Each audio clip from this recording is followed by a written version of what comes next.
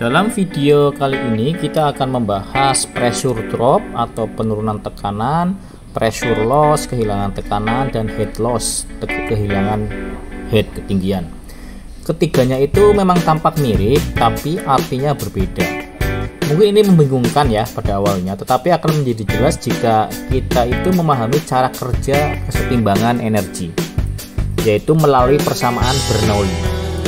Saya menjelaskan dalam bentuk ketinggian atau head. Setiap bagian persamaan ini memiliki dimensi panjang dan mewakili jenis head dari fluida yang mengalir. Yang pertama adalah pressure head. Ini itu menunjukkan ketinggian kolom fluida yang menghasilkan tekanan statis atau PP. Untuk aliran ideal di sepanjang garis aliran tanpa perubahan ketinggian, peningkatan kecepatan menyebabkan penurunan tekanan statis. Ingat ya, saya mengatakan fluida ideal, artinya tidak ada kehilangan energi atau gesekan.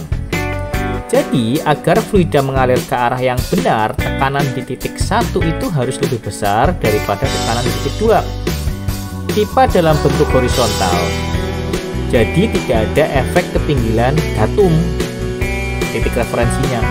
Untuk menyeimbangkan persamaan energi, kecepatan harus meningkat di titik 2. Ini adalah hukum kekekalan energi. Perbedaan tekanan antara dua titik disebut pressure drop.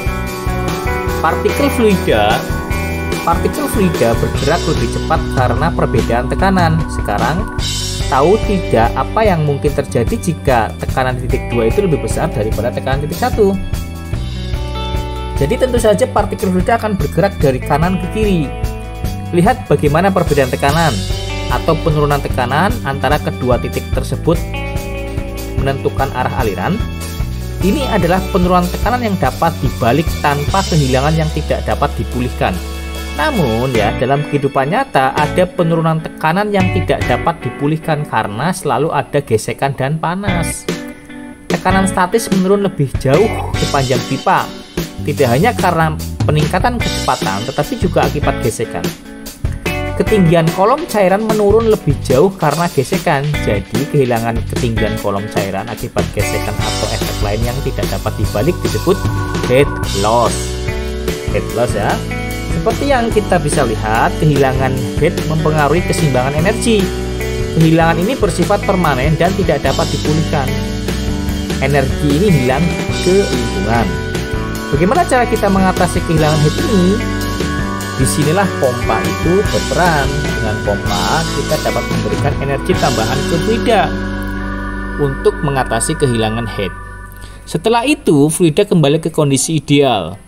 Jika kamu membandingkan energi fluida ideal dengan fluida yang memiliki gesekan, kita akan menemukan bahwa penurunan tekanan dapat dibalik pada fluida ideal.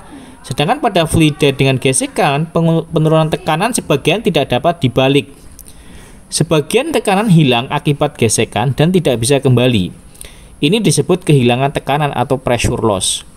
Dalam analisis sistem perpipaan, kehilangan tekanan sering dinyatakan dalam bentuk ketinggian kolom fluida ekuivalen atau yang disebut kehilangan head atau head loss. Jadi kehilangan tekanan dan kehilangan head terkait dengan persamaan ini. Sekarang kita tambahkan turbin dan ekstrak sebagian energi fluida. Turbin menggunakan tekanan dan kecepatan lebih jauh lagi. Jadi, untuk keseimbangan energi, jika kita menghitung perbedaan tekanan atau penurunan tekanan, kita dapat melihat bagaimana penurunan tekanan bervariasi dengan kecepatan awal dan akhir fluida.